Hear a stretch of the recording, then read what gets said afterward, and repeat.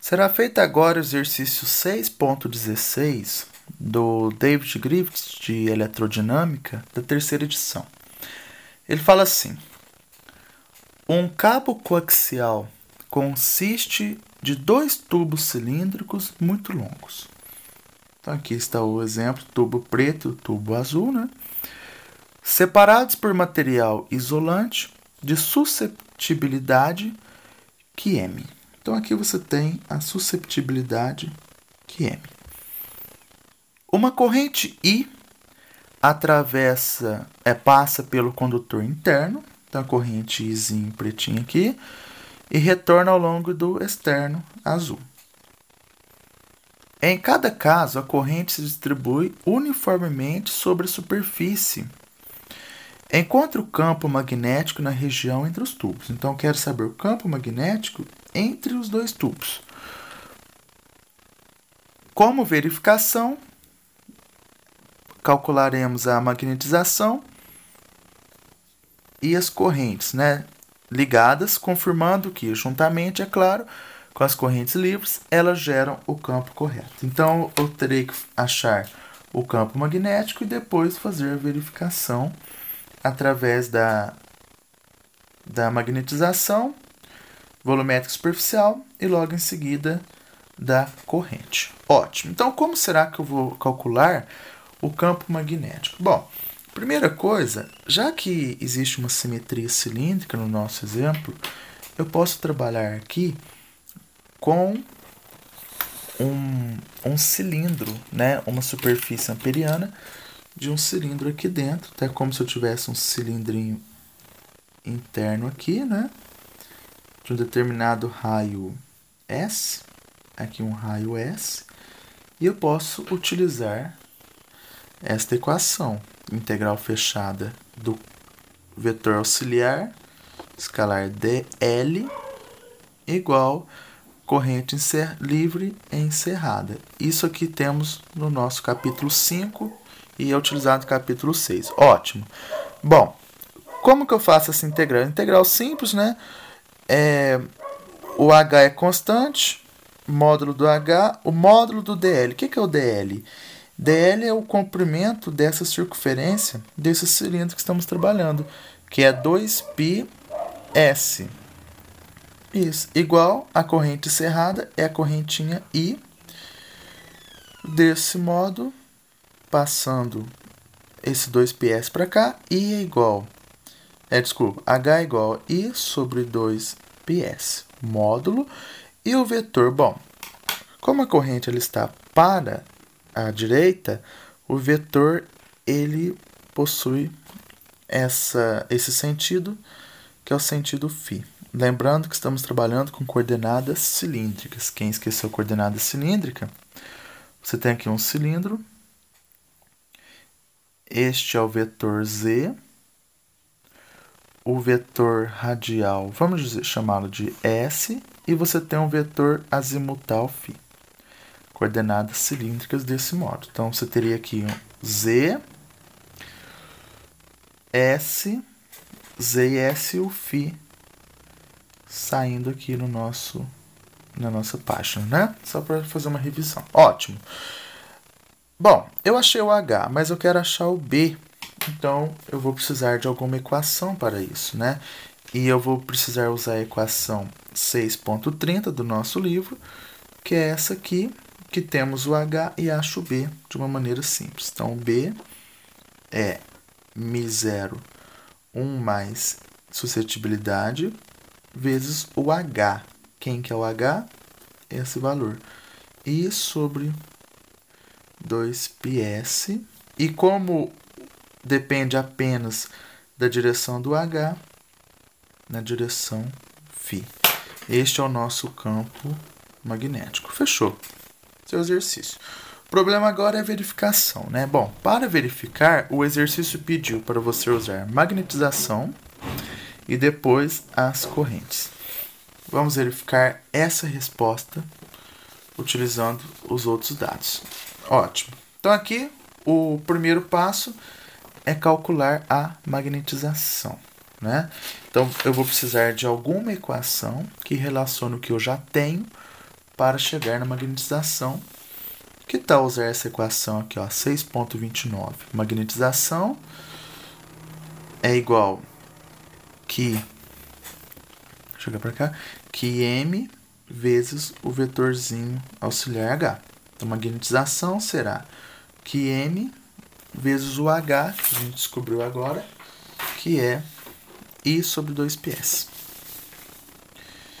I sobre 2πs obedece à direção do H, direção φ. Então, a magnetização é essa, beleza? Agora, eu vou descobrir as densidades de corrente de magnetização. Então, primeiro, vamos usar a densidade J, né, que é a densidade volumétrica, que, se você olhar na literatura, você vai perceber que J, densidade volumétrica, é o rotacional da magnetização. Então, o J será igual ao rotacional de quem? Da magnetização, que a gente achou aqui em cima agora, que MI sobre 2πs na direção φ. Ótimo, então eu vou ter que utilizar o cálculo do rotacional, que relaciona o S e o φ. Bom, para isso eu preciso de alguma equação, que é a equação do rotacional. Então, se você observar lá no capítulo 1, existe a equação 1.81, que ela relaciona os três vetores das coordenadas cilíndricas: vetor radial S, vetor azimutal φ e o vetor Z. Então, já que eu estou trabalhando com S e φ, eu percebo que, ó, S é φ e Z, não, S e Z não, S e φ. Olha, S e φ, então eu vou utilizar essa última parte apenas, né? Então vai ficar obedecendo essa parte aqui, ó, 1 sobre S, que é essa parte aqui, del sobre del S, del sobre del S, S vezes a função que eu estou trabalhando, que é a magnetização, que é aqui MI sobre 2πs, né? Beleza? Menos del sobre del φ de quem? Da mesma coisa, que MI sobre 2πs, e isso na direção do vetor Z. Que legal! Por quê? Porque aqui, ó, você cancela o S com S e esses valores são constantes. A derivada em relação a S de alguma coisa constante é zero. Então, essa parte aqui é zero. E aqui você não tem ninguém em relação a φ. Então, a derivada dessa parte também é zero. Ou seja, Jm é igual a zero. Então, a densidade volumétrica de correntes, né, de magnetização, é nula. Superficial. Então, a densidade superficial, eu vou fazer uma analogia bem interessante aqui do nosso início do exercício, que é o seguinte: eu vou, como se eu pegasse uma seção reta aqui dos nossos cilindros, essa parte de dentro eu coloquei aqui o tubo central, né, que o raio dele é A, e depois eu fiz essa parte em cima e embaixo, que o raio é B. Ótimo. Já que estamos trabalhando em coordenadas cilíndricas, é como se eu estivesse utilizando aqui o nosso cilindro deitadinho, né? Esse é o Z, então no nosso caso o Z será assim, né? E aqui você tem o vetor S, S aqui ou aqui, né? E o vetor azimutal, ou ele faz esse movimento para fora, ou entrando no nosso cilindro. Ótimo, então, na primeira parte aqui, você tem um vetor S para cima. Vou colocar aqui um S para cima. E aqui embaixo você tem o S para baixo, S para baixo. Olha, primeira situação, você tem o vetor Z para cá, S para cima, então você tem o vetor φ saindo do nosso quadro. Um pontinho aqui, φ. Na segunda situação, você tem o S, é o Z para cá, né? O S para baixo e você tem, ó, Z para cá, S para baixo, você tem o φ entrando no na nossa folha, né? Então essas são as coordenadas cilíndricas, beleza? Continuando, eu quero saber a densidade superficial, K, né? E eu sei que o Km é igual a magnetização vezes o vetor normal. E cadê o vetor normal? Então, já que estamos trabalhando com a parte superficial, olha que interessante. O vetor normal nessa parte ele é para cima, corresponde ao mesmo sentido do S, corresponde ao S. Aqui ele é para baixo, né? Ele corresponde ao menos S, está oposto a S. Esse pedacinho, eu estou falando dessa parte aqui azul. Ele é para cima, corresponde a menos S aqui. E dessa parte ele é para baixo, que corresponde ao S, que é o mesmo sentido do S. Beleza? Então, eu vou ter duas situações. Para o S igual ao A, né, que é essa parte aqui de dentro, o que vai acontecer? Então, o produto aqui vai ser M, que eu sei que é QMI sobre 2πs, que a gente já aprendeu. Φ, né? Vetor N. Quem que é o N no nosso caso? Bom, o N aqui dentro a gente viu que é menos S, né? Vetorial menos S. Ótimo. Então, qual será a resposta? É QMI sobre 2πs. Quem que é o produto vetorial entre φ e menos S? Olha, o φ e o menos S, então o que você tem? O φ, aqui dá pra gente entender, né? O φ saindo e o S descendo, vamos ver assim, ó. Se eu tenho o φ saindo e o S para baixo, né? Qual que será a resposta que daremos ao nosso exercício? Então, olha, o φ está saindo, positivo, né? E o S para baixo, o que acontece? O φ saindo o S para, ó, φ saindo o S para baixo, o Z é para a direita, então o Z é positivo. Então a resposta é Z positivo. Ótimo. Para S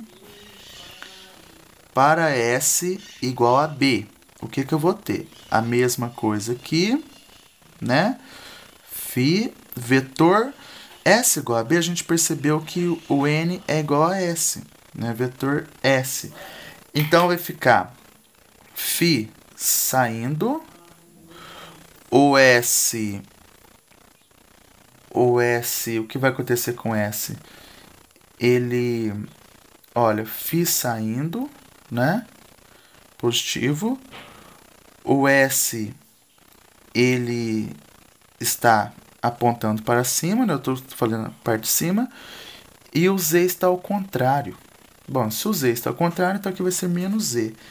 Então, coloca o sinalzinho de menos na frente, que fica mais fácil. Pronto, essa é a nossa resposta. Ótimo. Agora, eu achei as densidades, né?